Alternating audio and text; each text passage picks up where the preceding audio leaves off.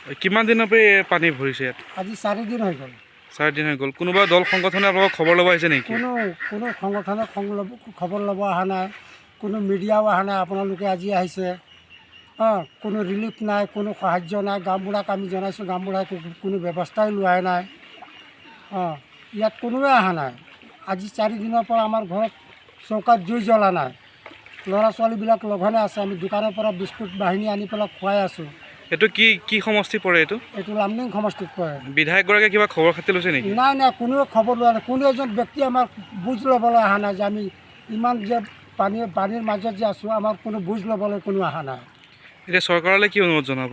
চৰকাৰলৈ কি অনুৰোধ জনাম? আমাৰ ৰাইজক অলপ সহায় সহযোগিতা কৰক আৰু আমাৰ এইখিনি যিটো মাথাউৰি আছে, মাথাউৰিৰ ব্যৱস্থা কৰক। নহ'লে আমি প্ৰত্যেক বছৰে এনেকৈ ভুগি আছোঁ। আমি এইবাৰ আমাৰ খেতি যিটো আছিলে, খেতি গোটেইখিনি মৰি গ'ল। আমি গৃহস্থ মানুহ, কি কৰি খাম আমি?